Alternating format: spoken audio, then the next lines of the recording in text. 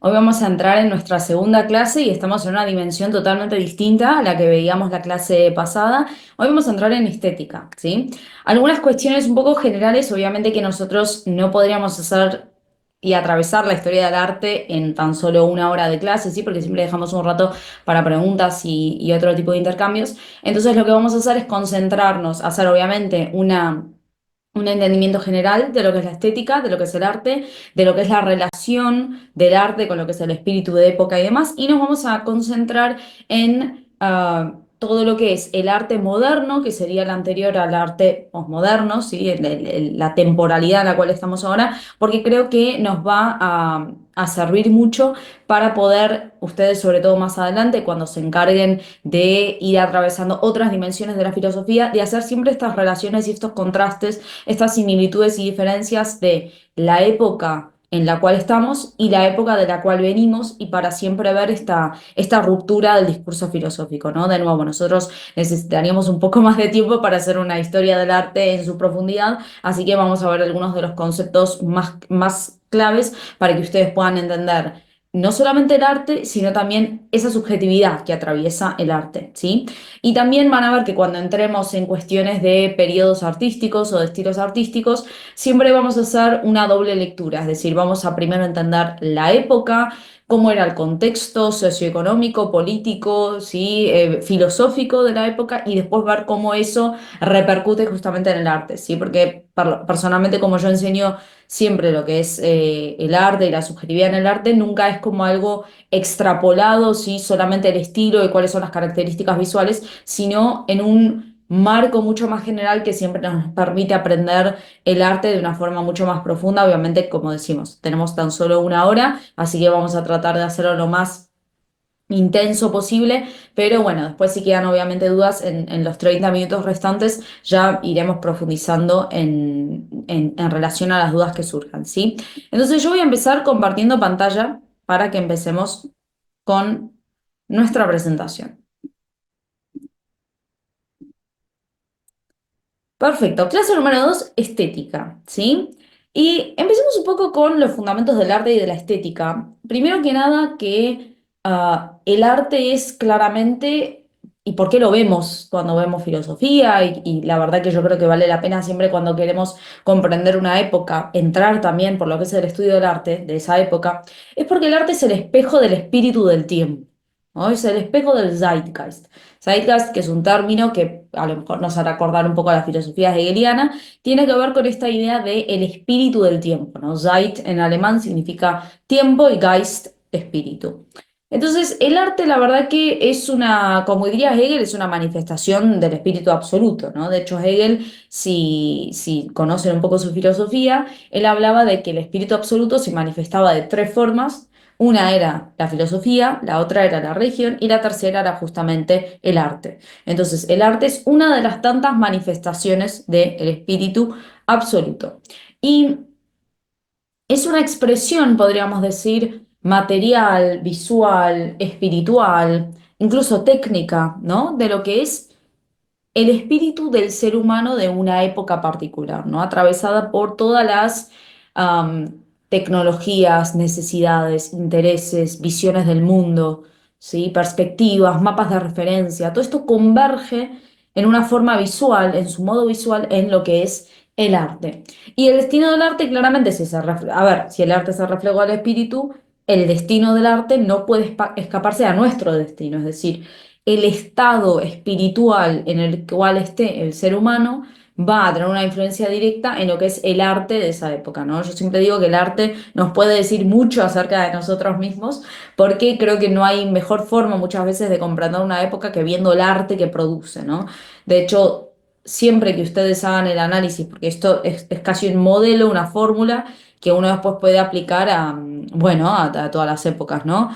Uno ve una época, la analiza desde su filosofía, desde sus particularidades, su historia, su economía, su política, y después ve el arte de esa época y va a haber una analogía, un paralelismo uno en uno, ¿sí? Es decir, siempre está relacionado al contexto en el cual se producen. A mí siempre me gusta comenzar por esta imagen, de hecho es una imagen que vemos muy a menudo cuando entramos en los laboratorios, por ejemplo, de filosofía. eh, que es este contraste, ¿no? De dos imágenes. La primera es El nacimiento de Venus de Botticelli, que es una imagen clave del Renacimiento, y la segunda es una imagen de Salvia. Salvia es un fenómeno estético, podríamos decir, posthumano, ¿sí?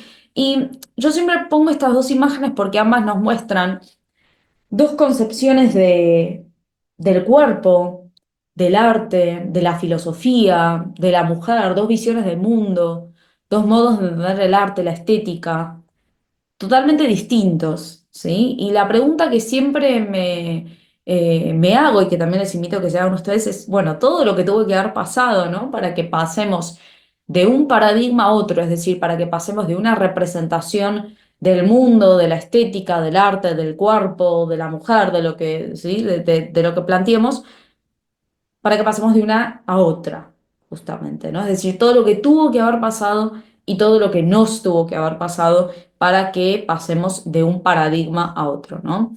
Entonces, aspectos generales de estética. Primero que nada, estética. La palabra estética viene del griego estetike, que significa sensación, percepción, y el a del final indica relativo a, o sea, relativo a la estética, relativo a la percepción. ¿Sí? De hecho, si queremos hacer una cuestión, una separación así un poco general y resumida de la diferencia del arte con la estética, podríamos decir que justamente la estética es digamos, el estudio de todo lo que implica la percepción, ¿sí? O las sensaciones, y el arte es, ¿por qué no? Pero también una relativa, ¿sí? Un derivado, podríamos decir, ¿sí? Dentro de lo que es el campo de la estética, ¿no? Es decir, la estética puede estudiar también justamente el arte, ¿no? La estética estudia las experiencias estéticas, los juicios estéticos. Es una rama de la filosofía que estudia justamente la forma en la que nosotros interpretamos los estímulos sensoriales que recibimos del mundo que nos rodea, ¿sí? Dando lugar a lo que se llama conocimiento sensible adquirido a través de los sentidos. Esto es una definición que tiene que ver con la definición que da Baumgarten, ¿sí? Que es uno de los teóricos del siglo XVIII de lo que es la estética y la filosofía estética. La estética también se puede definir como, justamente indica Scruton, como la rama de la filosofía que estudia la esencia y la percepción de la belleza y del arte. Y también, tomando en cuenta la definición de Hegel, es una reflexión filosófica sobre el arte y los valores del arte. Es una filosofía del arte. Cuando leemos, por ejemplo, las lecciones de estética de Hegel, Hegel nos dice que nos quedamos con el término estética por tratarse de una mera cuestión de nombre, el asunto es indiferente para nosotros. Sin embargo, la expresión genuina para nuestra ciencia, o sea, la ciencia estética, es la de filosofía del arte y más exactamente filosofía del arte bello. Es decir, que para Hegel la estética es la filosofía del arte bello. Entonces, la estética, además, como disciplina, tiene que ver, o mejor dicho, es una marca de la modernidad, por así decirlo. Es decir, la reflexión teórica y filosófica de lo que es la estética se configura y alcanza su punto máximo en lo que es la modernidad, ¿sí? Es decir, ahí es donde se configura, podríamos decir, como una disciplina autónoma, ¿sí? Sobre todo desde el periodo que va desde el Renacimiento a la Ilustración, es donde se hacen los estudios más, digamos, profundos hasta entonces, que van separando la estética ya como una disciplina separada dentro del campo de la filosofía, ¿no? Entonces, el Renacimiento sería nuestro punto de comienzo del arte moderno, ¿no? Entonces vamos a empezar nosotros nuestro análisis por ahí, porque como dijimos, no podríamos hacer una historia del arte completa por el tiempo en el que tenemos, pero creo que viendo, o mejor dicho, volviendo a hacer una arqueología por lo que era la estética en la época moderna, nos podemos posicionar en una perspectiva de contraste para poder ver los cambios que hoy sufre, ¿sí? El arte postmoderno, por así decirlo. Es decir, podemos entender de dónde venimos filosófica y artísticamente para saber dónde nos encontramos y cuáles son los contrastes que hay como entre ambos mundos filosóficos, ¿no? Comencemos por el Renacimiento. El Renacimiento, incluso históricamente hablando, es la época de comienzo y de apertura a la modernidad, ¿sí? Marca el comienzo de una forma distinta de poder concebir el mundo, que ahora vamos a ir abriendo un poco para poder entender, bueno, qué es el Renacimiento y cómo repercute en el arte, ¿sí? Entonces, el Renacimiento es un movimiento cultural que surge en la Europa occidental, específicamente en Italia, podríamos decir, entre el siglo V y el siglo XVI. De hecho, tiene dos etapas, el 480 y el Quinquecento. El término Renacimiento viene del italiano Rinascita, que lo acuña Giorgio Vasari en el siglo XVI, y el Renacimiento en sí es el resultado, podríamos decir, ¿no? El fruto de la difusión profunda de las ideas del humanismo. Es decir, el humanismo, ahora vamos a ver igual un poco más en detalle, empieza a surgir como un movimiento filosófico, como una nueva perspectiva intelectual, filosófica, y cuando se traducen estas ideas en el campo artístico, empezamos a hablar de renacimiento, ¿no? ¿Cómo se difunde el renacimiento? Por la acción de los mecenas, por el desarrollo de las universidades y por la revolución de la imprenta, ¿no? Que posibilita una circulación mucho más rápida de la información. Entonces, ¿qué es el humanismo? Primero, un paradigma, una escuela de pensamiento, un movimiento intelectual que entiende al ser humano como centro y como medida de todas las cosas, ¿no? Y como el fundamento epistemológico, vamos a ver después más adelante, ¿sí? Es decir, el ser humano es el centro y es la ratio de las cosas, la medida de las cosas. Podemos acuñar a este concepto con el término antropocentrismo, ¿sí? Antropos, humano, centrismo, centro, kentrón, ¿sí? El antropos kentrón, es decir, el centro del antropos, el centro de lo humano. Y que va acompañado, aquí podríamos también desarrollar muchísimo más, pero este antropocentrismo no es algo que solamente surge dentro del contexto del humanismo, sino que si ustedes recuerdan el Renacimiento, recuerdan el contexto político, económico, religioso, etcétera, van a ver que la cuestión del individuo es realmente fundamental en esta época, en esta época renacentista, ¿sí? Donde se va configurando el pensamiento humanista. Entonces, dijimos que el humanismo nace en Italia. Específicamente se toma siempre como símbolo, ¿no? La Academia Platónica Florentina que patrocina Cosme de Medici, que era uno de los mecenas, y empiezan a introducirse. ¿Por qué se llama humanismo? Porque se introducen las humanitas studia, o sea, los estudios humanísticos, ¿sí? Y las artes liberales. Las artes liberales que habían sido estudiadas durante la antigua Grecia y que durante la época de la Edad Media digamos, no se pone tanto foco ya en esas áreas y que incluirían, por ejemplo, la gramática, la retórica, la literatura, la filosofía moral, la historia, etcétera. Entonces se recupera esta tradición de la Grecia clásica, ¿sí? De alguna forma como reacción a la escolástica también, ¿no? Y sobre todo, como veíamos, si se acuerdan, en la clase anterior con la epistemología, rechazando ese modelo aristotélico escolástico, ¿no? De concepción del mundo y en general, ¿no? De la propia filosofía.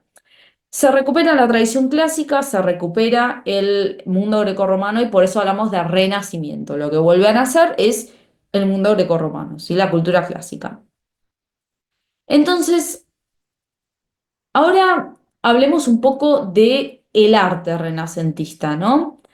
El arte renacentista es un arte porque ya recién dimos el contexto y ahora entramos específicamente en el arte, ¿no? El arte renacentista es un arte que descubre al sujeto, es decir, el homo singulare, como lo llamaba Da Vinci, ¿no? Da Vinci escribe un texto que se llama El Tratado de Pintura, donde aparecen ya conceptos y nociones como la pintura es cosa mental. Lo mental es asunto del sujeto, es el campo del sujeto. O el pintor tiene que ser universal, es decir, se busca un homo singular y al mismo tiempo es un homo singular que está al servicio, que responde, ¿sí? A lo universal. El arte renacentista obviamente va a reflejar los conceptos de antropocentrismo que mencionamos antes y el concepto de autonomía empieza a aparecer muy fuerte. Es decir, empezamos a hablar de un arte que ya no está tan solo al servicio de la religión. No es tan solo un vehículo para la religión, sino que es un arte que cada vez empieza a funcionar autónomamente. Pero ¿cómo sucede esto? Por el rol del artista. Por ejemplo, Da Vinci, si ustedes recuerdan su figura, Él era un artista que era el típico polímata, es decir, que no hacía arte por pedido únicamente, es decir, no iba a pintar solamente por encargo, sino que investigaba, se interesaba por otros rubros, tenía una mirada hacia el mundo, la plasmaba, más allá de am, órdenes, por así decirlo, de por encargos, mejor dicho, del arte, sino que ya él se da a sí mismo la libertad de poder plasmar en el lienzo algo que le interesa y algo que quiere, digamos, imaginar, algo que quiere proponer, algo que quiere investigar. El arte renacentista además va a trabajar con varios conceptos claves como proporción, armonía, medida, luz, equilibrio, belleza. Ahora cuando veamos algunos ejemplos se va a ver de forma mucho más clara. Y aparece interesantemente como técnica constructiva la técnica de la perspectiva. Y esto, acá nos vamos a detener un poco, ¿no? Para hablar un poco de lo que decíamos antes. ¿Qué es la perspectiva? La perspectiva indica un orden, ¿no? Espacial en un cuadro. Y ese orden, ¿cómo se genera? Se genera por un ojo que está viendo la obra. El ojo es el que da perspectiva a lo que ve, al paisaje. Y el ojo que da perspectiva al paisaje que ve es el ojo del sujeto. Es decir, el cuadro, y podremos inferir, el mundo se ordena a partir del ojo de quien está viendo la obra, ¿no? Entonces, centralidad del sujeto en la modernidad y sobre todo en este Renacimiento, centralidad del sujeto en el arte. El interés por no solamente la matematización del mundo, porque la perspectiva también refleja un orden matemático del mundo, pero también el interés por el ojo del artista y de quien ve se empieza a reflejar claramente en el Renacimiento como época en la cual el sujeto se vuelve la plataforma giratoria del arte. También aparece otro concepto, y este lo vamos a ver cuando, por ejemplo, veamos, si recuerdan la Venus, el nacimiento de Venus, perdón, que vimos antes, el de ginecolatría, ¿sí? Alabanza a la mujer, empieza a aparecer la figura desnuda de la mujer, ¿sí? Que ya representa el goce epicúreo, representa el goce de la vida, el amor, la belleza, ¿sí? Incluso figuras de los antiguos dioses, etcétera. Empiezan a aparecer también signos de capitalismo en el arte, y esto lo vamos a ver si recuerdan así, igual vamos a ver algunos ejemplos, pero si recuerdan algunas obras que tengan en mente del Renacimiento, empiezan a aparecer distintos tipos de oficios, ¿sí? Empiezan a aparecer personajes donde cuando uno ve el fondo, ¿no? del protagonista, hay instrumentos de medición, instrumentos que provienen de distintas otras culturas, es decir, ya nos habla de una interacción, ¿sí? Un viaje, una configuración del sistema mundo, ¿sí? Y además, si uno tuviera que hacer alguna especie como de resumen o de, de énfasis en los artistas claves del Renacimiento, tenemos a Rafael, a Botticelli, a Miguel Ángel, Leonardo da Vinci, Hans Holbein el Joven, etc. Otra cosa más para hablar de Renacimiento. Como dijimos, el Renacimiento es la recuperación de la cultura clásica y también empiezan a aparecer muchos elementos de los pitagóricos, ¿sí? Los pitagóricos, o sea, Pitágoras en sí y la escuela de los pitagóricos, claramente tenían una lectura matemática del mundo, ¿sí? Entonces, si uno recupera los conceptos pitagóricos, empiezan a aparecer en el arte o empiezan a preponderar, mejor dicho, conceptos de armonía, orden, buena proporción, simetría, etcétera, ¿no? Los pitagóricos también habían hecho descubrimientos acústicos y también proponían esta idea de que el número es el responsable de la armonía y es el principio divino que gobierna la totalidad del universo, ¿no? Hablamos un poco de Leonardo da Vinci como este artista creador que va mucho más allá del oficio, es decir, que no crea solamente por encargo, sino que se interesa por muchos tipos de saber y que quiere plasmar ese interés, esa curiosidad, esa visión del mundo en las obras que plantea, ¿no? Y El hombre Vitruvio, que es la obra clave, ¿no? De Da Vinci, si recuerdan la imagen, creo que no la tenemos en la presentación, pero es una imagen que representa, podríamos decir, como ese sujeto cartesiano, ¿no? Ese sujeto que está en la centralidad de ese mundo. Tiene un poco, a ver, un simbolismo incluso, porque es un ser humano que está plasmado en el centro de una circunferencia y que es casi como una metáfora para el ser humano en un mundo antropocéntrico, ¿no? Donde el centro es ahora el ser humano, justamente, ¿no? Además de que hay un cuerpo matemáticamente construido, hay una pureza de los elementos matemáticos, elementos euclidianos, ¿no? Y que representan todos en conjunto esta idea del hombre como medida de todas las cosas. Entremos un poco en obras concretas y en cuestiones visuales. La primera imagen es una imagen del siglo XII, una imagen de la Edad Media, ¿sí? Es el nacimiento es el nacimiento justamente en la frontal de la ciudad de Urgel, ¿sí? En España. Y la segunda imagen es claramente la famosa creación de Adán, de justamente como símbolo, ¿no? De la obra renacentista. Y fíjense que en ambos casos, claramente la temática es una temática religiosa, ¿sí? Es una temática que tiene que ver con lo divino, pero fíjense la diferencia en las decisiones a la hora de construir el cuerpo. La primera imagen, la frontal de la ciudad de Urgel, por ejemplo, Cristo aparece en una medida mucho más grande que los apóstoles, hay un énfasis, ¿sí? En la imagen de Cristo, ¿sí? El detalle no va a estar en la profundidad, en las sombras, en otros detalles más incluso antropomórficos y anatómicos, sino que lo importante es que se está transmitiendo un mensaje, ¿sí? En este caso un mensaje divino. En cambio, en la creación de Adán, fíjense que primero que nada, Dios aparece antropomórficamente representado. Ahí, ¿por qué no? Pero ya podríamos hacer una afirmación de antropocentrismo llevado al arte, es decir, hay una decisión de representar a Dios como un humano y además hacerlo, a ver si podemos hacer un zoom, además hacerlo con un detalle increíble y anatómico, ¿no? A la hora de representar el cuerpo. Lo mismo sucede obviamente con Adán. Y siempre da mucho que hablar y lugar para muchos análisis el famoso espacio que aparece, ¿no? Entre el dedo de Adán y el dedo de Dios. Porque si nosotros vemos, Dios tiene tiene la mano tensa para poder llegar a Adán. Pero Adán, fíjense que tiene la mano relajada. Casi como si Adán no hiciera un esfuerzo para poder tocar la mano de Dios, ¿no? Entonces podríamos ahí inferir a lo mejor, si uno hace una lectura más profunda, en quizás alguna decisión, ¿no? Por parte del artista de querer a lo mejor evidenciar algún tipo de ruptura, incluso desde estas pequeñas decisiones, ¿no? De por qué no se tocan el dedo de Dios y el dedo de Adán, ¿no? ¿Por qué la mano de Adán aparece tan relajada, ¿no? En comparación a la mano de Dios. Sigamos entonces. Nacimiento de Venus, Sandro Botticelli. Habíamos hablado de ginecolatría, habíamos hablado de la reinterpretación de temáticas clásicas, de temáticas grecorromanas, e incluso, bueno, Venus, obviamente, que es una diosa precristiana, ¿no? Vuelve a aparecer también, por ejemplo, en escena. Hablamos en esta segunda obra de los embajadores de Hans Holbein, fíjense el entorno, ¿no?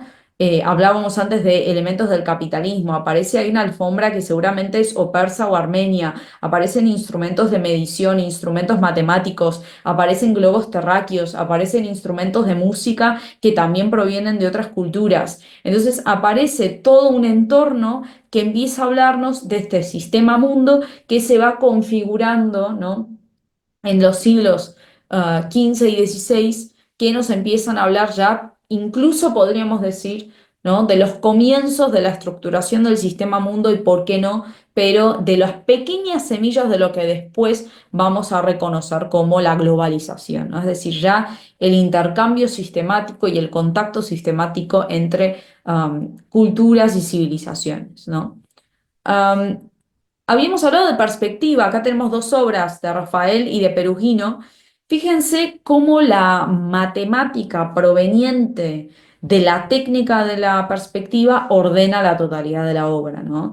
Ambas son obras típicas del Renacimiento y además algo propio del Renacimiento es que, ¿se acuerdan cuando hablábamos de luz, de perspectiva, de armonía? Bueno, fíjense estas obras, ¿no? Siempre balance, siempre la composición, de hecho, muy a menudo piramidal, ¿no? Típica del Renacimiento, la matemática que va ordenando toda la obra tiene que ser clara, tiene que tener luz, tiene que tener armonía, tiene que tener balance, ¿no? Incluso simetría, que reflejan, a ver, son el modo matemático de entender el arte, ¿sí? Como paradigma que domina esta época. No se olviden que el Renacimiento, lo habíamos mencionado en la clase anterior cuando hablamos de epistemología, pero el Renacimiento tiene también un último periodo que se llama Renacimiento científico, es decir, donde ya empiezan a aparecer toda una serie de descubrimientos y de avances en el ámbito de las ciencias en general y de la matemática que de alguna forma fomentan esta mirada generalizada de la lectura matemática del mundo, ¿no? Sigamos con el barroco. Entonces, cuando hablamos del Renacimiento, el periodo que le sigue temporalmente es el periodo barroco. Y como hablamos de historia del arte, y si hablamos incluso de dialéctica del arte, el barroco es, de alguna forma, una reacción a el Renacimiento. Si en el Renacimiento hablábamos de los 1400, 1500, en el barroco ya estamos en el 1600, ¿sí? Para que se ubiquen temporalmente. Hay un concepto que es muy fundamental cuando uno habla de arte barroco, y de hecho, cómo utilizamos el término barroco muchas veces, ¿no? Incluso en nuestro vocabulario, algo cuando está lleno, ¿no? Es profuso, tiene muchos elementos, tiene una sobrecarga, lo llamamos barroco muchas veces, ¿no? Entonces el barroco tiene un concepto que es el de horror vacui, es decir, horror al vacío. El barroco de alguna forma tiene un horror al vacío y por eso predomina la proliferación de los elementos. Y son obras que están muy recargadas visualmente, ¿no? Am, Tenemos también un predominio de lo que es la diagonal, ¿sí? Siempre recuerden lo que acabamos de ver del Renacimiento, ¿no? Es decir, si en el Renacimiento predominaba la perspectiva, las líneas rectas, la armonía, la luz, etcétera, el barroco, todo lo contrario, dinamismo, líneas que se salen de lo que es el marco de la obra, movimiento, tensión. También el clima general va a ser en contraposición a la luz del Renacimiento y a la claridad, la oscuridad, la depresión, lo que se va a reflejar en claroscuros, contrastes, ¿sí? En una tensión y gusto por el detalle, ¿no? Centros múltiples también, es decir, no hay una única perspectiva, un único punto de fuga, sino que hay varios. Y de hecho muchas veces las obras tienen casi como una sensación de estar incompletas, ¿sí? De estar incompletas y muchas veces inconexas incluso. Y se busca de alguna forma, podríamos decir, ese estremecimiento metafísico y espiritual, ¿sí? Son obras donde lo dramático tiene un peso muy fuerte. Artistas barrocos tenemos a Velázquez, a Caravaggio, a Rubens, Bernini, Zurbarán, Rembrandt, Vermeer, Van Dyck, etc. Eh, bueno, podríamos hablar también eh, de muchos otros artistas porque es un periodo que se va a extender por distintos ámbitos de Europa, ¿no? Y cada beta va a tener obviamente su representante, ¿no? Y habíamos dicho que nos interesa también el contexto, es decir, por qué hablamos de un arte que está teniendo estas características, ¿no? El barroco nace en Italia, pero se va a empezar a expandir a otras partes de Europa, incluyendo Alemania, Holanda, Francia, España, ¿sí? Etcétera. Y si hay un evento que de alguna forma caracteriza la época del barroco, es la Guerra de los 30 años, ¿sí? Es este enfrentamiento entre lo que es la beta católica y la beta protestante, ¿sí? De la religión cristiana. Entonces es una época que está atravesada por la reforma, por la contrarreforma, es una época de transición, de declives, de cambios, ¿sí? Entonces la traducción, por así decirlo, visual, conceptual, filosófica, es el engaño, el pesimismo, la duda, ¿no? Un cierto misticismo, el enigma, el escepticismo también. Y esto, claro, cuando uno ve la filosofía de época y, bueno, ve a Descartes, a Spinoza, a Leibniz, ¿no? A Hobbes, a Locke, va a haber muchos de estos elementos también que de alguna forma entretejen estas filosofías, ¿no? Mecanicismo y racionalismo son dos de las grandes corrientes que también atraviesan esta época, ¿sí? Filosóficamente, políticamente también. Y en la ciencia, un poco habíamos hablado en la clase anterior, pero tenemos todos los avances de Kepler, de Galileo, de Newton, de Pascal, de Fermat, etc. Entremos ahora en cuestiones visuales.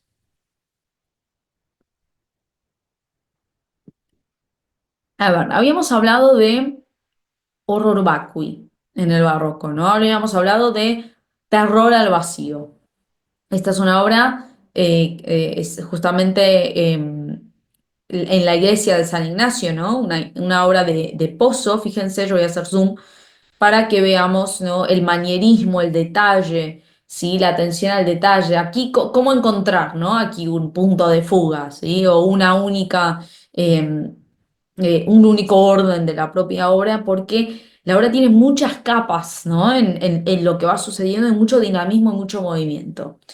La segunda imagen es el rapto de las hijas de Leucipo de Rubens. Fíjense, ¿no? Cómo hay muchos acontecimientos sucediendo, ¿no? Al mismo tiempo, es decir, nos van distintos puntos de la obra, nos van llamando hacia distintas esquinas, hacia distintos lugares, ¿no? Una para acá, una para allá, es decir, el barroco trabaja con esto, ¿no? Trabaja con la ruptura de todo ese orden que tenía la obra renacentista, ¿no? También podemos ver las obras de Velázquez, Las Meninas, por ejemplo, ¿sí? Que es una obra de la cual, bueno, se han hecho muchos análisis, pero creo que antes hablábamos de multiplicidad, ¿no? De perspectivas, de capas.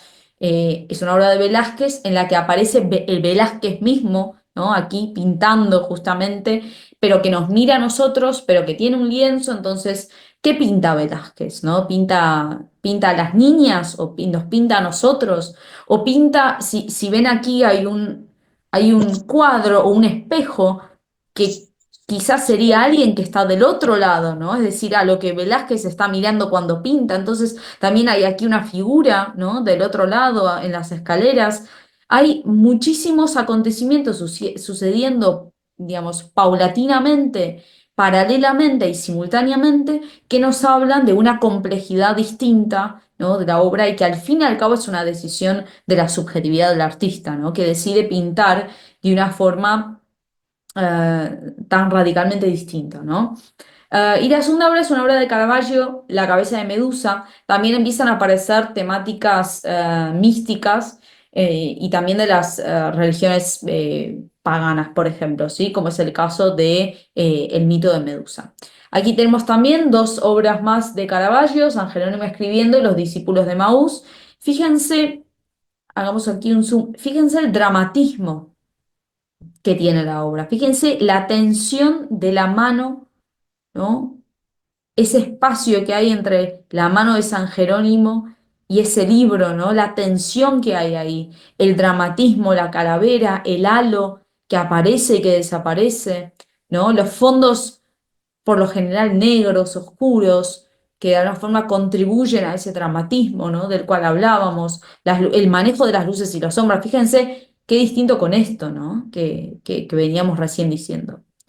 Y cuando empezamos a hablar del final del barroco, empezamos a entrar en el periodo ilustrado, ¿no? Que en su versión artística se conoce como el neoclásico. ¿Sí? El neoclásico es la... Perdón, aquí, ahí se me habían mezclado las... Ahí está, perfecto. El neoclásico es, de alguna forma, la beta artística de lo que es el periodo de la Ilustración, ¿no? Es muy interesante porque la Ilustración, de alguna forma, el pináculo, ¿no? De la propia modernidad, es decir, la época que toma y extrae esos conceptos y ejes centrales claves de la modernidad y los traduce en un movimiento, ¿no? Que es el movimiento ilustrado, va a parecerse más al Renacimiento que al Barroco, es decir, surge también o propone también una reacción a los modos de hacer arte del barroco y van a haber recuperaciones de ciertos elementos, de hecho, ¿por qué se llama neoclásico? ¿No? Es como otra forma de decir renacimiento también, ¿no? Es decir, es un nuevo clásico. ¿Y cuál es el clásico? La cultura grecorromana y el renacimiento. Es decir, el renacimiento y por ende la cultura grecorromana, ¿no? La ilustración es una época clave en la época moderna, como recién mencionábamos, y va a tener un concepto que va a ser como la plataforma giratoria sobre la cual se desarrolla todo el discurso filosófico de la Ilustración, que es el concepto de subjetividad, como decíamos también al principio de nuestra presentación. En el siglo XVIII, en el mundo del arte, empieza a aparecer un sistema social que modifica el estatus del arte y de la expresión artística. Es decir, se va configurando lo más parecido a cómo conocemos nosotros el arte hoy. Es decir, primero que nada, un arte autónomo, es decir, que ya no responde ¿sí? a los estándares o los dictados de puramente lo divino o el ámbito religioso, ¿no? Se empieza a configurar un poco, podríamos incluso seguir la línea de Da Vinci, ¿no? Pero se va consolidando la figura del artista como creador y como genio, ¿no? Aparece por primera vez el término bellas artes, que lo acuñan, aparece en distintas obras, pero en Batteux y en D'Alembert también aparece. Y Baumgarten utiliza por primera vez el término estética como ciencia de lo bello en 1750. Kant, Kant escribe sobre el Renacimiento, perdón, escribe sobre el sentimiento de lo bello y lo sublime en 1760 y la crítica del juicio en 1790. Aparece también la crítica del arte con Diderot, aparece la estética como filosofía por Baumgarten, aparece la filosofía del arte más adelante con Hegel ya en la época del Renacimiento y la historia del arte con Winkelmann, ¿sí? Y comienzan las primeras exposiciones de arte, ¿sí? Los salones, se empieza a configurar lo que es el público del arte, ¿no? El mercado del arte, se fundan las academias y se constituye el mundo del arte, básicamente lo más parecido a cómo lo conocemos hoy. Entremos en cómo es el arte neoclásico, ¿sí? Dijimos que iba a recuperar varios elementos del Renacimiento y que se iba a presentar como reacciona como contraposición también a los modos de concepción del arte barroco. Entonces, responde, si es el arte neoclásico dentro del contexto de la Ilustración, responde a los conceptos de la Ilustración. Acá aparece el concepto claramente de razón, racionalidad, claridad, orden, armonía, funcionalidad. Y también empieza a aparecer un tipo de arte que ya un poco también como sucedía en los periodos anteriores, pero que está vinculado también a la burguesía, ¿sí? De la época. Tiene una concepción, o mejor dicho, tiene un entendimiento del arte ilustrado que está, podríamos incluso decir, ¿no? Un poco relacionado, o más claramente relacionado a las ideas estéticas de Kant, ¿no? Es decir, el arte como función educativa, el arte como función de educación cívica. Si el arte tiene que enseñarnos, el arte tiene un rol pedagógico, y diría Kant que tiene que enseñarnos o recordarnos, ¿no? Incluso a ser éticos, ¿sí? La ética tiene que provenir también del arte. En esta época también se llevan a cabo los descubrimientos de Pompeya y de Herculano, lo que de alguna forma también es análogo digamos, a la utilización del término neoclásico, ¿sí? Es decir, hay un resurgimiento justamente de la cultura clásica, no solamente a través del Renacimiento, sino también a través de muchos descubrimientos, como recién mencionábamos, y como decíamos, si se reintroduce lo griego, claramente estamos hablando de que se reintroducen los cánones racionales, todo lo que son digamos, las visiones y los órdenes racionales de la concepción del arte, y se empieza a reducir el arte a lo esencial, ¿sí? Es decir, si el barroco trabajaba con lo místico, con lo misterioso, con el enigma, ¿no? Con la multiplicidad, digamos, de temáticas, de puntos de fuga, de direcciones, etcétera. El arte neoclásico no quiere dejar lugar a las interpretaciones, tiene que ser un arte racional. Y también es un arte, es una corriente en donde va a aparecer mucho el retrato, por ejemplo, que ya lo veíamos mucho en el Renacimiento y en el Barroco también, pero en la Ilustración también vamos a ver, de hecho vamos a ver artistas que casi que exclusivamente van a pintar retratos, ¿sí? Como es el caso de Quentin de la Tour, que vamos a ver ahora algunas obras. Artistas, tenemos a Jacques-Louis David, Ingres, Bien, Quentin de la Tour, como mencionábamos. Jacques-Louis David es el pintor de la época ilustrada, de la época neoclásica. Fíjense el balance que tienen las obras, ¿no? Incluso la primera pintura, que es la muerte de Marat. Marat era uno de los revolucionarios de la Revolución Francesa, que es asesinado, ¿no? En su bañera. Fíjense incluso la serenidad, ¿no? Y la transparencia con la que ocurre esa muerte, ¿no? Cómo está retratada esa muerte. Y la segunda es la pintura de Napoleón cruzando los Alpes, donde hay una claridad también, ¿no? Hay un balance en el modo de representación, no solamente de Napoleón, sino de la composición general, ¿no? Quentin de Latour, que es uno de los retratistas también más populares de lo que es la época ilustrada, es de hecho quien retrató, seguramente habrán visto el retrato de Rousseau, el retrato de D'Alembert, este es un autorretrato también de él, bueno, Luis XVI, ¿sí? Es decir, ha pintado a muchas de las figuras más emblemáticas de la época ilustrada. Y cuando empezamos a entrar en el final de la época ilustrada, empezamos ya a llegar a nuestro último periodo de lo que es la modernidad, que de alguna forma, a ver, es tanto el pináculo de la modernidad como el principio del final de la modernidad, porque tiene por un lado la exacerbación de muchas cualidades, características, ideas, nociones, conceptos de la modernidad, pero al mismo tiempo empiezan a aparecer las primeras rupturas con el pensamiento moderno. Entremos entonces en romanticismo. Romanticismo, primero que nada, que es una reacción contra la ilustración y contra el neoclásico. ¿Por qué? Porque es una reacción contra lo racional. ¿Sí? El romanticismo quiere reivindicar las pasiones, las emociones, lo mítico, lo irracional, en oposición a lo racional, lo transparente, la gran razón, ¿no? Como mencionábamos en la ilustración. Aún así, ¿por qué decimos que es, por un lado, una crítica a la modernidad? Porque empiezan a aparecer ya las primeras grietas con lo que es el pensamiento moderno y sobre todo con el pensamiento ilustrado, ¿no? Que había separado al mundo en conciencia-mundo, sujeto-objeto, razón, emociones. El romanticismo quiere sobrellevar este mundo dividido, quiere volver a dar lugar a las pasiones, romper con esa centralidad de la razón y empezar ¿por qué no?, pero proponer una alternativa, ¿no? En cuanto al discurso filosófico. Empieza a exacerbarse esa centralidad de la subjetividad y de la individualidad que mencionábamos antes. Y el pintor romántico es un pintor que va a querer, por sobre todas las cosas, pero plasmar su subjetividad, su modo de ver las cosas, su visión del mundo, sus emociones, sus pasiones sobre el lienzo. Ya nos vamos olvidando de ese pintor que pinta por encargo. Estamos entrando a la libertad plena del artista, ¿no? Que obviamente después del romanticismo va a llegar a su exacerbación. Uno podría traer esa lógica hoy en día y bueno, ver que digamos, claramente hoy estamos en el pináculo, ¿no?, de este concepto.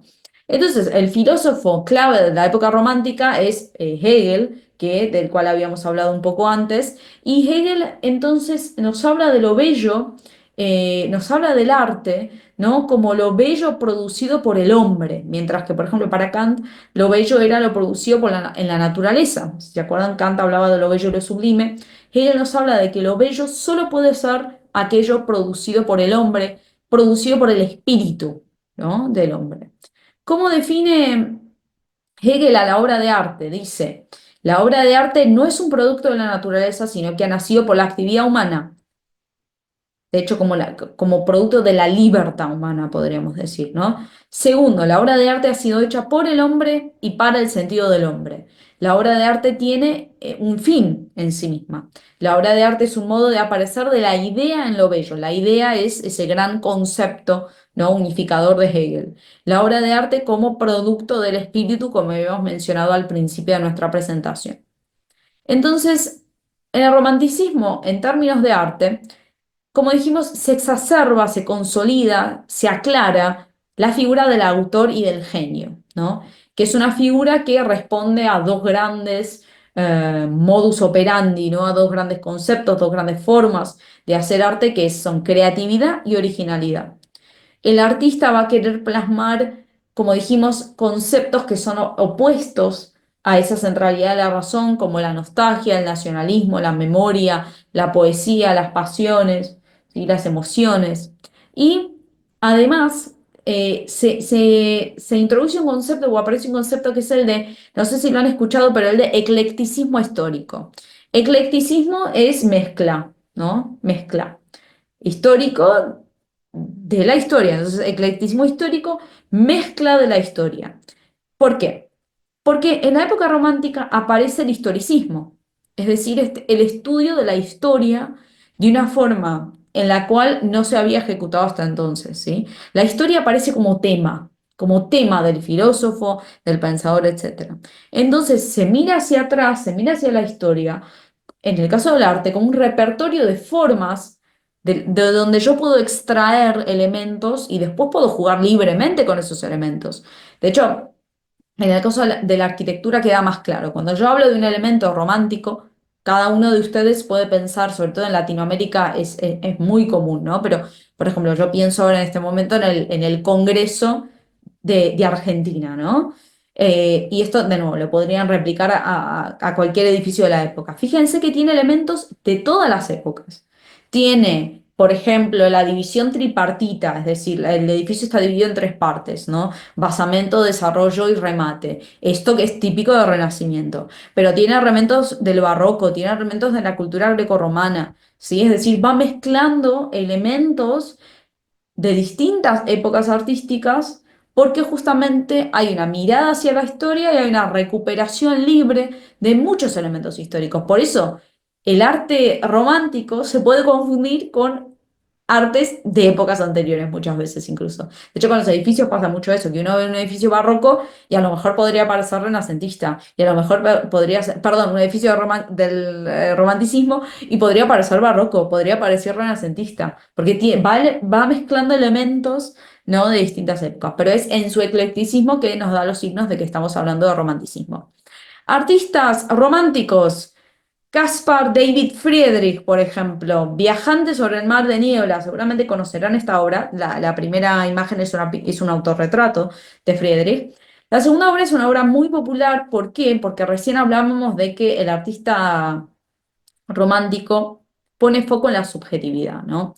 Y fíjense, estamos hablando de un artista que pinta a una figura que está en la soledad y en la solemnidad de su viaje, mirando a esa naturaleza sublime, podríamos decir, incluso dándonos la espalda, ¿no? Es como si nosotros estuviéramos en este momento como invadiendo, ¿no? Esa intimidad de quien está en este momento protagonizando la obra, ¿no? Y esto es una decisión clara de Friedrich, ¿no? Aparece este viajante sobre el mar de niebla, apreciando esa naturaleza, apreciando la belleza de la naturaleza.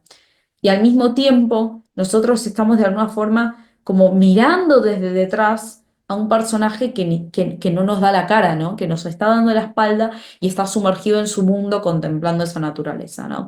Francisco de Goya, representante clave de lo que es el romanticismo en España.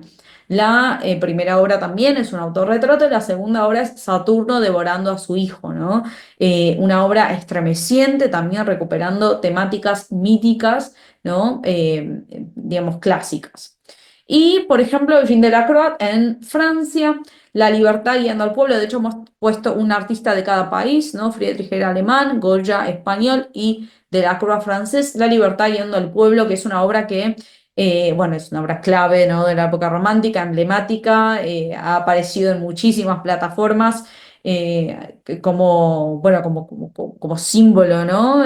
Político incluso.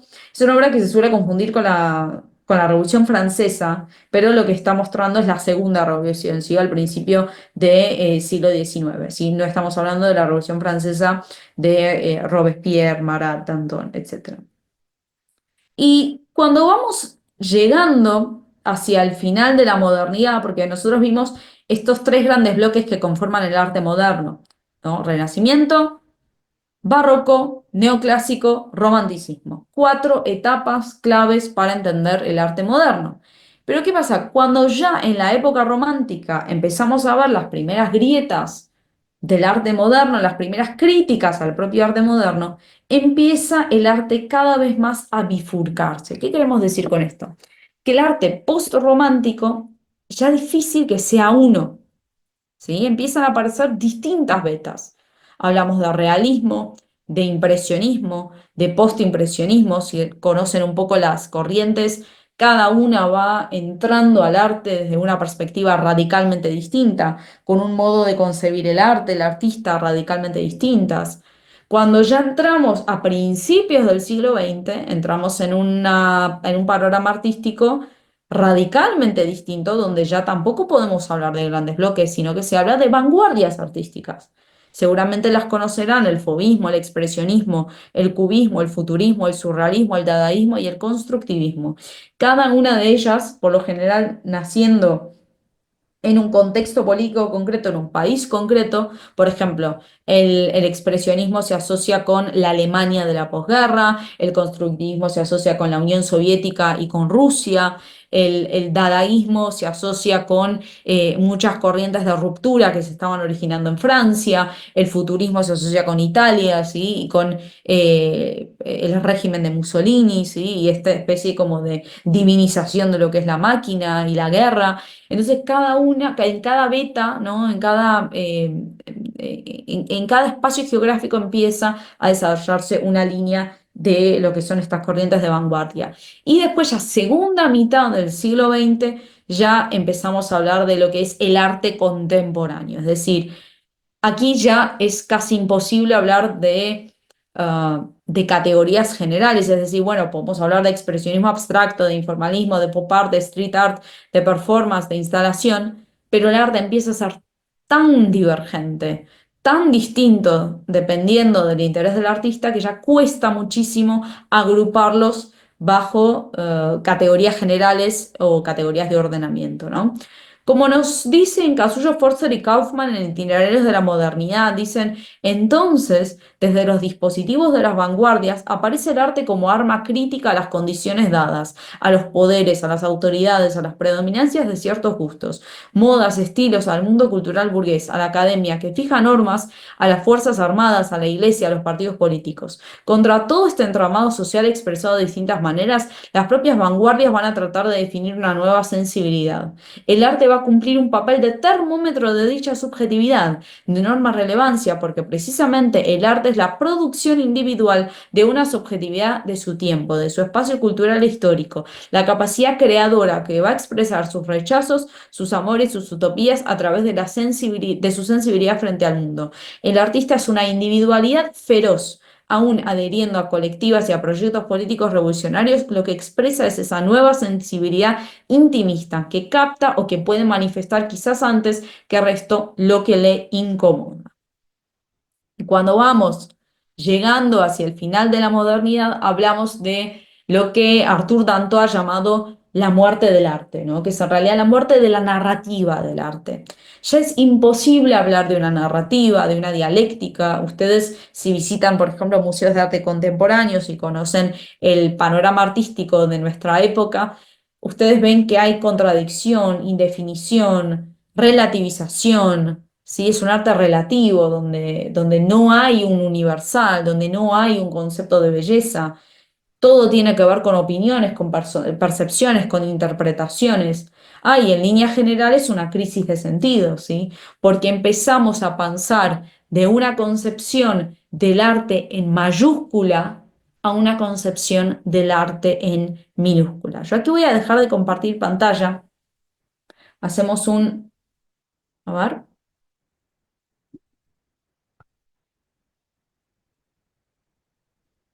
Ahí Ahí está. está, ya dejaste de compartir pantalla. Perfecto, perfecto. Por alguna razón no se estaba dejando de compartir. Entonces, lo que nos interesa en este aspecto es cómo, ¿no? Todo el arte, si uno comenzara incluso desde la antigua Grecia, pasara por la Edad Media, llegar a la Edad Moderna hasta el romanticismo, ¿no? Más o menos como vimos, hablábamos de un arte en mayúscula. Es decir, el arte siempre estaba en relación a conceptos metafísicos grandes, a conceptos de belleza, de estética, de espíritu, ¿no? La idea que había detrás del arte era una idea metafísica de lo que el arte debe representar. Había un estándar metafísico para el arte.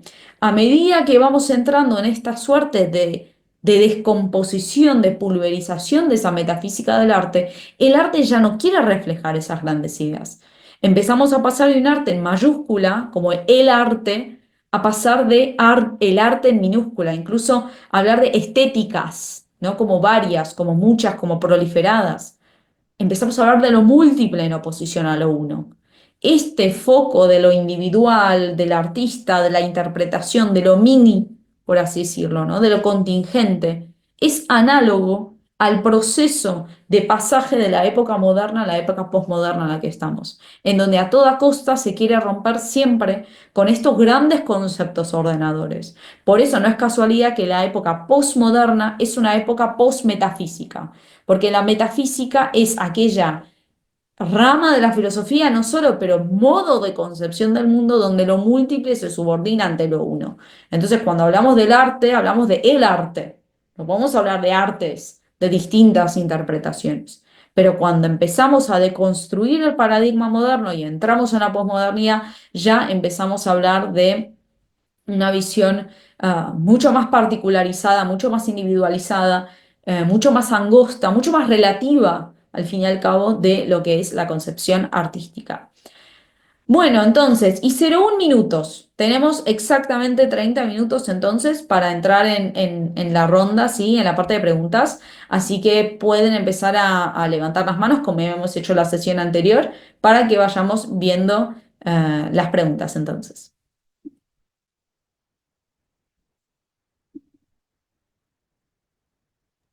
Bueno, muchachos, como le menciona Mane, ese es el momento en el que pueden levantar las manos.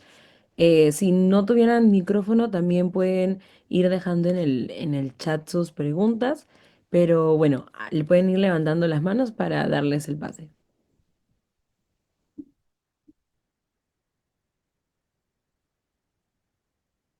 Me parece que ahí hay una mano levantada. Ahí empiezan a aparecer. Perfecto. Bueno, podemos ir en orden. Fernando, te escuchamos. Después Alessandro, Kenia. ¿Qué tal, profesora Mané? Mi pregunta es la siguiente. Yo diría, creo que muchos de nosotros diríamos que el arte de hoy en día está fuertemente influenciado por ideologías, movimientos, por ejemplo, progresistas más que nada, incluso feministas, con todo lo que es el empoderamiento femenino. Y, estas ideologías, movimientos han influenciado mucho el arte de hoy y se reflejan creo que principalmente en las letras de muchos artistas, canciones. Y mi pregunta es, ¿en qué año usted diría en que el arte, principalmente la música, quizás que es el arte que más recorre el mundo, por así decirlo, el día de hoy, ¿en qué año comenzó a ser fuertemente influenciado por ideologías o movimientos, ¿no? Porque tengo entendido que antes, y con antes me refiero a hace, no sé, quizás más de 100 años o 200 años, las ideologías estaban en otro campo, por así decirlo, ¿no? Y el arte se centraba en otras cosas, ¿no? Entonces esa sería mi pregunta más que nada. Ujú. A ver, siempre en lo que es el arte y en general en la historia a veces cuesta establecer como una fecha en particular, ¿no? Donde comienzan las cosas, porque bueno, la historia es vivida y todo ocurre muchas veces incluso simultáneamente, ¿sí? Y es difícil establecer como un comienzo, ¿no? Pero yo creo que cuando preguntabas sobre la música, Fernando, yo pensaba, por ejemplo, en la poesía y en la mezcla de la poesía y de la música, por ejemplo, que aparecía con los primeros futuristas. No sé si saben, pero bueno, Marinetti, por ejemplo, Boccioni, que eran distintos futuristas, estamos hablando de principios del siglo XX. Ellos rompían radicalmente con el sentido de la poesía y rompían totalmente con el sentido de la música.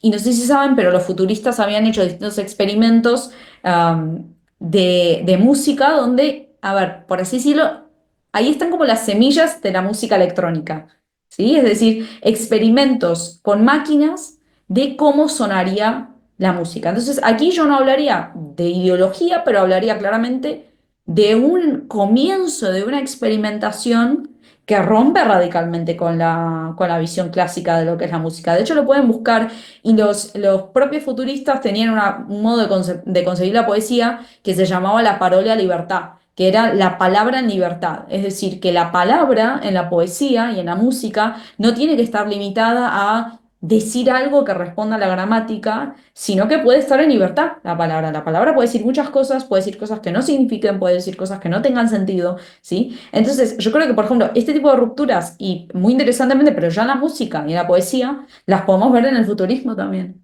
en donde ya hay una ruptura con el modo clásico de hacer música. Y acá ya estamos hablando de principios del siglo XX, por ejemplo. Listo, profesora, muchísimas gracias. Genial. Y después, una cosita más, pero después, claro, a ver, ahí tenemos algunas semillas y después uno recorre el siglo XX y puede llegar a obras, por ejemplo, la de John Cage, creo que, no sé si la conocen, que creo que se llamaba, es una obra que se llama 3 minutos 43 o algo así, no recuerdo exactamente la cifra, pero básicamente entra el pianista, ¿sí? En la sala, ¿sí? En la gran ópera, se sienta en el piano, enfrente del piano, y se queda en silencio. Y son esos 3 minutos, 30 y pico, etcétera, segundos. O sea, la obra eran 3 y pico minutos en silencio. Eso es una obra de arte conceptual en la música, por ejemplo. ¿Sí? Ahí ya no estamos hablando de progresismo, ¿sí? En el sentido político, pero estamos hablando claramente de un modo de ruptura con los modos clásicos de hacer música, ¿sí? Que ya aparecen también en la música. Ejemplos así van a haber varios, pero yo pensaba, por ejemplo, en el futurismo como estas primeras experimentaciones, ¿no? De un tipo de música que rompe con los modos clásicos. Ahora sí, bueno, gracias Fernando por la pregunta. Alessandro. Sí, profesora, buenos días. Bueno, en la época del romanticismo se menciona Hegel y su concepto de espíritu, pero ¿qué cosa es el espíritu para Hegel? Ujú. Bueno, esa es una pregunta que nos requeriría una sesión separada, ¿sí? De nuestra clase para poder responder qué es el espíritu, pero básicamente he puesto en una síntesis, el espíritu es esa fuerza, ¿sí? Que mueve el avance de la historia para Hegel. El espíritu es justamente el motor del desarrollo de la historia. Espíritu es otro nombre para poder acuñar a ese sujeto sustancia, podríamos decir. Porque, por ejemplo, al principio de la fenomenología, Hegel hablaba de que ya no podemos concebir a la sustancia distinta del sujeto. Es decir, sustancia-sujeto son dos partes de una misma unidad, ¿sí? Que configura la totalidad de lo real. Es decir, el sujeto determina la sustancia determina el sujeto. En el caso de Hegel, esa sustancia es la historia, ¿no? Porque Hegel se interesa por el sujeto histórico, ya no es ese sujeto epistemológico kantiano que veíamos en la sesión anterior, que solo se interesa por el conocer, sino que es un sujeto embebido en la historia. Entonces, ese sujeto dentro del contexto del desarrollo de la historia, que además va a decir Hegel que el progreso de la historia es el progreso hacia la conciencia de la libertad, es justamente el espíritu. Y el espíritu absoluto tiene tres manifestaciones principales que habíamos dicho al principio: la filosofía, la religión y el arte. Son tres formas en las cuales se expresa el espíritu. Y también hay tres tipos de espíritu, va a decir Hegel: el espíritu absoluto, el espíritu objetivo, que son las instituciones, el Estado, ¿sí? Los organismos públicos, y el espíritu subjetivo, que es el individuo concreto. Es decir, tenemos como tres niveles de espíritu también. Espíritu subjetivo, el individuo concreto; espíritu objetivo, el Estado, los organismos públicos, las instituciones; y el espíritu absoluto ya como idea, ¿sí? Grande idea perteneciente al ámbito de la lógica, podríamos decir. Creo que esto sería como un resumen Está bien, bastante gracias, claro. profesora. Genial, gracias, Alessandro. Kenia, te escuchamos. Días, profesora. Mi pregunta es respecto a la primera definición que usted dio del arte, perdón, de la estética, que era la reflexión filosófica del arte, ¿verdad? De lo bello, perdón. La estética es la reflexión filosófica de lo bello, ¿verdad? Genial, yo te escucho un poco cortado. No sé si soy yo o es un tema del micrófono. A ver. Tal vez se escucha un poco bajo. A ver, Sí. si apago el audio, la cámara, ¿se me escucha ahora? Ahora, a ver si nos hablas, Kenia, creo que se escucha un poco mejor. A ver. ¿Se me escucha ahora, profesora? Sí, sí, se escucha mejor. Genial. Ya. partiendo de este concepto de que el arte es la reflexión filosófica de lo bello, lo que yo quisiera saber es cómo es que podemos determinar lo bello en nuestra actualidad. Y ya que, como usted menciona, este cambio de paradigma que a veces nosotros entendemos como progreso y el progreso es algo bueno, en realidad, como usted contribuyó, ha sido al final la descomposición del arte, ¿verdad? Entonces, ¿cómo es que nosotros podemos determinar lo bello para seguir manteniendo el arte en mayúscula? Ujú. Y también sin de repente tratar de negar el hecho de que podemos tener nuevos tipos de artes con el avance de la ciencia, ¿no? Entonces, ¿cómo podemos hacer esto para poder tanto mantener una postura que no sea relativista, pero tampoco cerrarnos a tratar de ver nuevas formas de arte? Ujú. A ver, esta es una pregunta muy interesante y es una de las claves preguntas a la hora de entender el arte contemporáneo. Lo que pasa es lo siguiente. Am, el arte clásico, por así decirlo, desde la antigua Grecia, ¿sí? Llegando hasta la época romántica y en algunas instancias las vanguardias que habíamos mencionado antes cuando lo vimos, la idea de belleza estaba implícita en el arte. ¿Sí? Es decir, la belleza era un componente estructural a la hora de concebir arte, de pensar el arte, ¿sí? De interpretar el arte, de crear arte. La belleza era podríamos decir, una condición sine qua non, es decir, una condición sin la cual el arte no podría concebirse. A medida que nosotros llegamos a lo que llamamos el final de la modernidad, ¿sí? En donde se van rompiendo todos esos conceptos claves de la modernidad y nos vamos deshaciendo cada vez más de un paradigma metafísico para poder entender el mundo. De la misma forma nos vamos desprendiendo de la idea de belleza. Entonces, paralelamente, el arte ya no busca la belleza. Es decir, el arte, la belleza ya no es una condición necesaria para concebir el arte, ¿sí? Por lo menos en los últimos 100 años, el mapa de referencia, yo siempre lo explico así, como que el mapa sobre el cual se basa el arte ya no busca la belleza, es otro mapa de referencia. El arte hoy tiene otros intereses, tiene otras necesidades. De hecho, va a buscar ser la crítica del arte, ¿sí? El arte hoy es la crítica del arte, es decir, va a tratar de romper con todo lo que hacía el arte hasta entonces. Va a tratar de, por ejemplo, visibilizar cuestiones políticas, va a tratar, por ejemplo, de hablar sobre cuestiones ambientales, va a tratar de, por ejemplo, hacer una crítica a la sociedad de consumo, pero presentarse como parte de esa sociedad de consumo, va a tratar de romper con todos los estándares establecidos, ya sean estándares en relación a la belleza, la estética, el rol de la mujer o lo que sea. Es decir, es un dispositivo de crítica hoy en día, ¿sí? De crítica y de ruptura con estatutos preestablecidos. Pero no busca la belleza, no busca. Por ejemplo, yo acá veo, haciendo un poco genealogía, ya que por ejemplo Fernando nos preguntaba sobre la música, la genealogía aquí, uno podría recordar a Marcel Duchamp. ¿Vieron la obra del migitorio dado vuelta, ¿no? Que se llama La Fuente? Duchamp hace una crítica a la sociedad burguesa y al arte burgués, tomando un migitorio y dándolo vuelta y llamándolo fuente. Ahí no hay búsqueda de belleza, ahí no hay búsqueda de estética, ahí hay una estetización de una crítica política. Ahí hay un Duchamp que quiere criticar la sociedad burguesa y decide hacerlo a través de la estética. Decide hacerlo con una representación visual y perceptual y sensorial.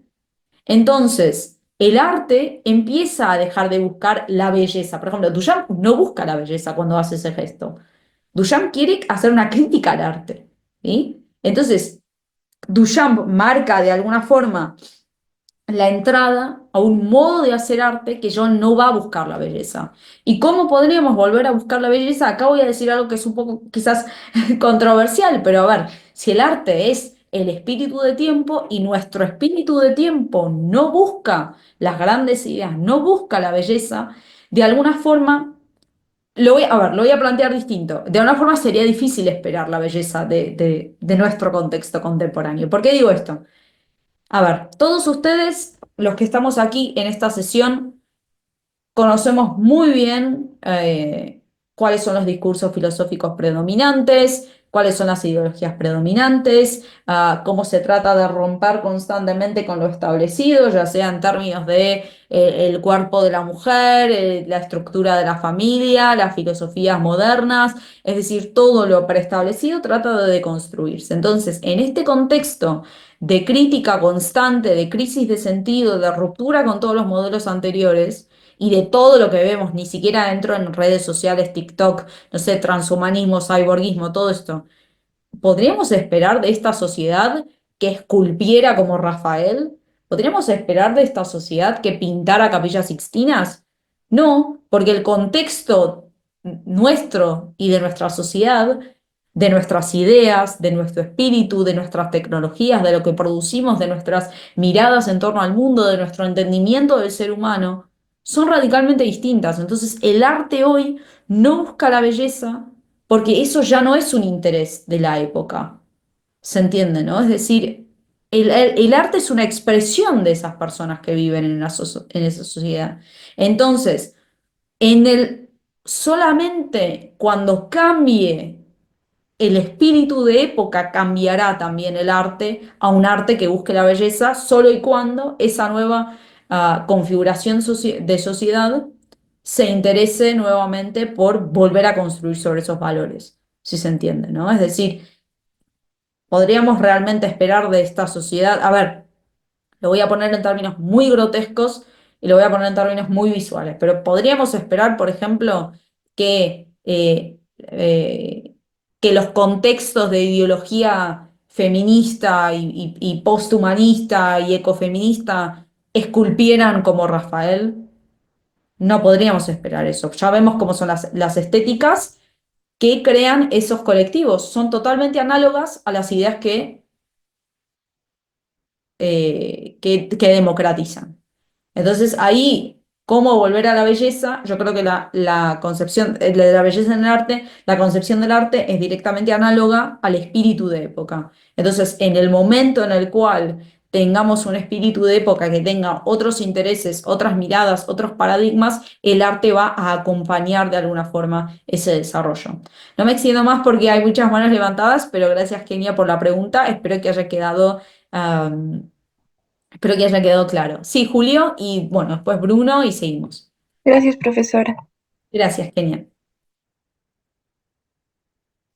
Hola, buenos días, Mane, ¿qué tal? Este, pienso, eh, claro, o sea, creo que tu respuesta ha sido muy acertada con respecto a las preguntas de mis otros compañeros, ¿no? También se me vino a la mente la cuestión de la posmodernidad, porque en este clima es en el que, por ejemplo, impera el desprecio, es en el que impera la deconstrucción de conceptos, de instituciones, las políticas identitarias, la propia muerte del hombre. Otros más radicales dirían la propia muerte de la realidad, ¿no? Como Baudrillard, eh, el desprecio por un orden preestablecido, un orden disciplinario. Entonces, teniendo en cuenta este fenómeno, y otro con respecto a la propia belleza, o sea, hoy en día en clave muy posmoderna se dice de que la belleza no es objetividad. O sea, la belleza no es objetiva, la belleza es subjetiva. Pienso que es todo lo contrario, o sea, la belleza como tal es subjetiva, el juicio justamente del receptor ante esa clave de belleza es la que es subjetiva, ¿no? Pero ante esto tengo la siguiente pregunta. Ese conocimiento sensible, ¿no? De la que parte justamente el receptor en la historia del arte, es mucho más sensible aún en la posmodernidad, o sea, teniendo en cuenta esto o esto en la medida en que impera ahora el placer por sobre la razón en el buen sentido o por sobre la inteligencia. Julio, ¿cuál sería exactamente la pregunta? Porque quiero ver si hay dos preguntas o si es una que resume. Es una, sino que lo hice para contextualizar. Ese conocimiento sensible, el conocimiento sensible por la que se parte, es mucho más sensible en la posmodernidad en la medida en que impera el placer o pareciese imperar el placer por sobre la inteligencia o la razón en el buen sentido. Ujú. A ver, am, yo creo, lo pondría un poco así, no sé si hablaría de lo sensorial, pero como el foco está en el individuo, y no hablamos del individualismo moderno era un individualismo, pero que estaba sustentado sobre valores y estructuras y conceptos universales. Es un individualismo que remite únicamente al individuo, ¿sí? En referencia a nada más. Entonces, lo que el individuo decida, piense, quiera plasmar, opte o lo que fuere, va a ser plasmado sobre el lienzo. Y ya. O sea, estaríamos hablando de una exacerbación del subjetivismo, pero acá hablo, si se acuerdan cuando en la clase anterior decíamos que cuando hablamos de lo subjetivo podríamos hablar de dos instancias, de lo subjetivo como camino a la objetividad, o sea, una subjetividad universal, o sea, lo común a todos los sujetos, y después podríamos hablar de un subjetivismo en el sentido individual, particular y concreto, es decir, relativismo puro. Entonces, hoy estaríamos hablando de un arte que no es subjetivo en el sentido de que claramente que es una producción de un sujeto, pero que se sustenta sobre cánones y principios universales de belleza, sino que responde plena y solamente a la individualidad del artista y de lo que él quiera plasmar. Y a ver, esa individualidad puede tener infinitas vetas. Lo que el artista quiera plasmar se va a plasmar como obra, pero nunca hay una proyección. No sé de qué hablabas exactamente cuando hablabas de lo sensorial. Si quieres me lo puedes comentar para poder, digamos, cerrar la respuesta, pero yo creo que el foco está ahí, es decir, remite puramente al sentimiento del artista, puramente a la visión del artista, a la decisión del artista, a la opinión del artista, y casi que hay, yo siempre digo, como una exclusión del observador, porque es yo pinto lo que pinto y bueno, básicamente, entendiste, no entendiste, no entendiste, uno interpreta una cosa, la otra interpreta otra, está todo bien, porque no hay un único significado. De hecho, quizás hasta no hay ni siquiera significado. Es como dice Jean Baudrillard, no entendimos que no había nada que entender en el arte contemporáneo, ¿no? Es decir, nos quedamos pensando en que a lo mejor debe haber un sentido oculto, etcétera, pero al final no había nada que entender y nunca lo entendimos, ¿sí? Entonces creo que ahí está la cuestión, de que además es una paradoja porque al democratizarse la figura del artista, por así decirlo, es decir, ¿no? ¿Vieron la típica frase, saca al artista que hay en vos o todos somos artistas? Al democratizarse la figura del artista, se, se desdemocratiza al observador, ¿no? Entonces, cuando todos son artistas, parece, ya nadie entiende al arte.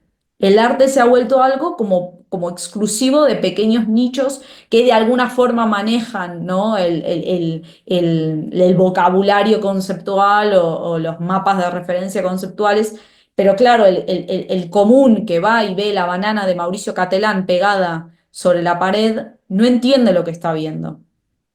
Entonces se excluye de alguna forma, en ese extremo individualismo del artista o individualización del arte, ¿no?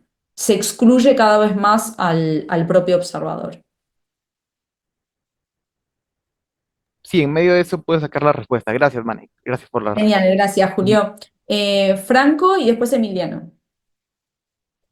¿Qué tal? Muy buenos días. Mi pregunta es, tengo dos preguntas. La primera es cómo se relaciona la ética con la estética y puede ser el arte moral o inmoral o estrictamente es estéticamente válido. Ujú. A ver, sobre esto podríamos también hablar, la verdad que muchísimo. Lo voy a tratar de resumir en algunos conceptos claves. Si recuerdan la filosofía platónica, había una asociación entre lo bello y lo bueno, ¿no? Ahí ya tenemos un primer indicio filosófico de una relación de lo bello y lo bueno, por ejemplo. En Kant hay una interpretación muy interesante de la estética donde para Kant el arte tiene que de alguna forma enseñarnos o recordarnos a ser buenos. Es decir, el arte tiene una función pedagógica. Mediante la representación de lo bello y de lo bueno, el arte debería servirnos con una función pedagógica de recordarnos, ¿no? la propia bondad del ser humano. De hecho, Kant tiene una concepción del arte que es muy interesante, que él dice que el arte nos saca de nosotros porque tiene un componente de desinterés muy fuerte. ¿Qué queremos decir con esto? Cuando yo miro una obra que es bella, o miro un atardecer que es bello, o una flor que es bella, yo no espero nada más de esa belleza, ¿no? La aprecio en su belleza y no le pido nada, es decir, me saca de esa mentalidad puramente utilitaria, ¿no? De ver algo, bueno, para utilizarlo para otra cosa. En la apreciación estética no hay un utilitarismo, por así decirlo, es decir, hay una pura apreciación de lo bello, que de alguna forma nos habla de un nivel de virtud, ¿sí? Del propio ser humano. Y en relación a la segunda pregunta, que si el arte puede ser moral o inmoral, ¿en qué sentido sería exactamente? Quiero como volver a entender, es decir, en sus consecuencias, en su concepción, ¿de qué hablaríamos con arte moral o inmoral? Yo creo que en su concepción, ¿no? Básicamente en eso. Y, a ver, por ejemplo, Franco, no sé si lo podés contextualizar. Por ejemplo, últimamente, ¿no? En este tiempo, eh, el arte que nosotros podemos ver plasmado no es el mismo eh, que nosotros entendíamos, ¿no? Como las figuras de Picasso, etcétera, ¿no? Ahora podemos ver una zapatilla en un museo y lo toman como si fuera arte, ¿no? Y en realidad para algunos puede ser cierto eso y para otros no, como para mí es algo. Ujú. A ver, yo hablaría de moral y de inmoral, o mejor dicho, yo hablaría de ético y de no ético en el caso del arte, am, quizás dando, por ejemplo, un ejemplo o un caso concreto. Am, Muchas veces, no sé si han visitado museos de arte contemporáneo y han visto algo que les estremece, ¿sí? Es decir, uno no se podría ver las obras de Marina Abramovich, no sé, mujer desnuda gritando hasta desmayarse, alguien que se autoflagela, alguien que está sangrando, que está gritando, es decir, este tipo de situaciones particulares de lo que es el performance y el happening, por ejemplo. Y eso puede realmente hacer sentir mal al espectador, pero hacer sentir mal en el sentido eh, más amplio del término. Es decir, uno puede realmente estar en un estado de absoluto disconfort e incluso tener distintos, no quiero decir daños colaterales, pero poder tener una influencia negativa estando expuesto a ese tipo de arte. Y entonces mi pregunta es, ¿cuál es la ética del artista, si es que lo hay, para que produzca ese tipo de obras y que tengan efectos tan negativos? Es decir, ¿quién se hace cargo de los efectos que produce ese tipo de arte? Por ejemplo, la extrema monstruosidad que muchas veces se produce en el arte contemporáneo, el asco que se produce, ¿sí? Las figuras totalmente deshumanizadas, formas extremas ¿cómo decirlo? Pero de monstruosidad, de espectáculo, de erotismo, de exacerbación de lo grotesco. ¿Quién se hace responsable de los efectos, y utilizo el término, espirituales negativos que eso puede tener en el ser humano? Es decir, estando expuestos, siguiendo un poco la lógica de Kant, ¿no? Es decir, si estando expuestos a un arte bello nosotros nos hacemos más virtuosos, ¿qué pasa cuando nos exponemos a un arte que trabaja constantemente con lo monstruoso, con la crítica, con la deshumanización, etcétera? ¿Y cuáles son los efectos que derivan de eso? Y si debería haber una ética del arte que regule de alguna forma la producción del artista. Yo creo que lo pondría en esos términos, Franco. Muchas gracias, muy amable. Gracias, Franco. Emiliano, te escuchamos.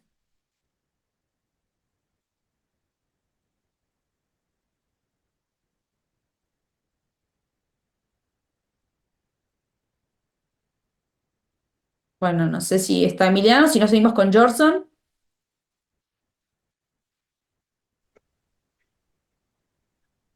Creo que sí, dale, Jorson. Bien.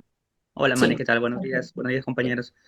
Am, yo tenía una pregunta más pequeña, pero, por ejemplo, en este arte donde salen puros trazos o colores que no se entienden para nada, no sé, eh, este arte contemporáneo también, ¿con qué autores más o menos podemos ver sus inicios y qué opinas también sobre eso?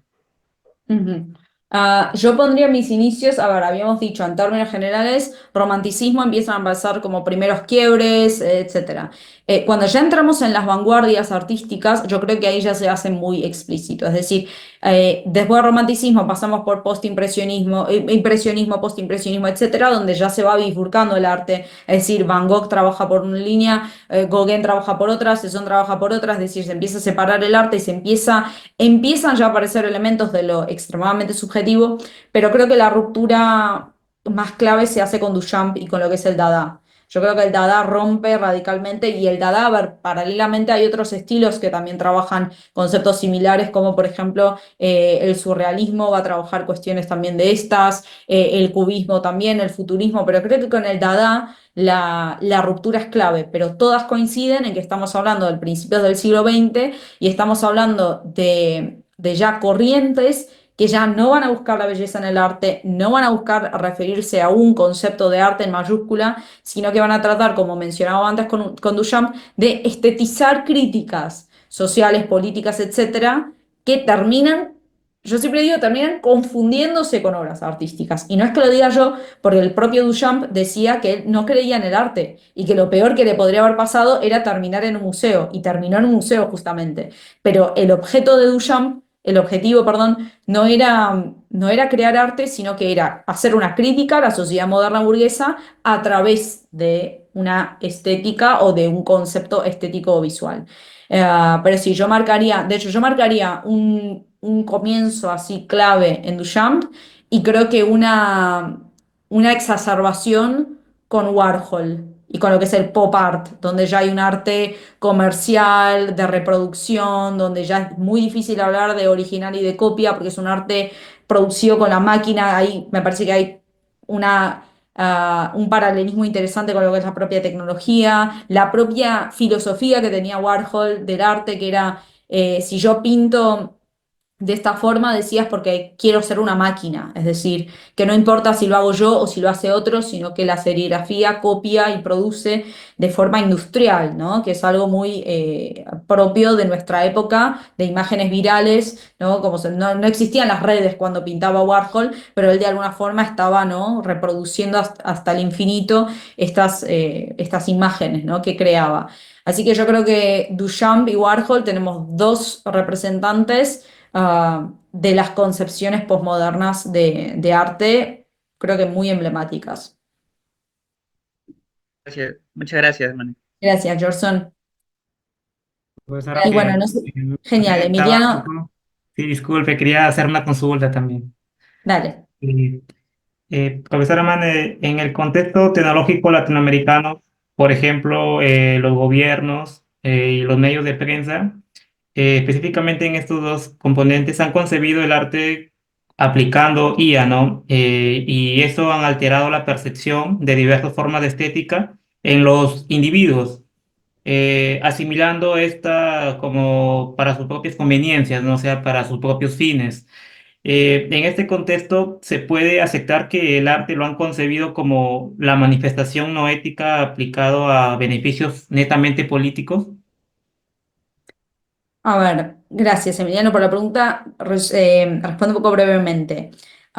El arte ha estado al servicio de otras ideas a lo largo de la historia y esto no ha sido novedad.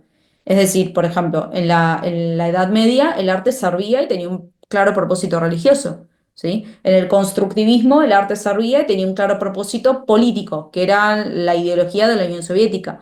Entonces, el arte siempre ha estado de alguna forma al servicio de una idea o de un ideal. Lo que sí sucede hoy es que como se entiende el poder que tiene no solamente el mundo de lo simbólico, sino también el mundo visual, obviamente que quien quiere dominar el discurso político tenderá a utilizar también el arte como medio, ¿sí? Me parece que es uno de los vehículos también claramente para poder comunicar una ideología y bueno, quien quiera también posicionarse ah, de una forma mucho más total, obviamente entrará también en el campo artístico y tratará de tomarlo y utilizarlo como vehículo de sus ideas. Ok, profesora, muchas gracias. Gracias, Emiliano. Bueno, si ya no tenemos otra pregunta, bueno, Magda, no sé si quería cerrar, yo hago un pequeño cierre también. Gracias a todos realmente bueno, por construir este gran público de casi 100 alumnos. Espero que les haya servido en el poquitito tiempo que tenemos en estas clases. Espero que se hayan quedado con conceptos de filosofía útiles que después van a aplicar cada uno en su ámbito, cada uno en su área de estudio, en su área de práctica, y espero que realmente hayan aprendido con estas dos clases, hayan tenido un pequeño bagaje de herramientas, ¿no? Para poder utilizar en todos sus campos de aplicación en el futuro. Así que bueno, muchísimas gracias a todos, gracias por sus preguntas también.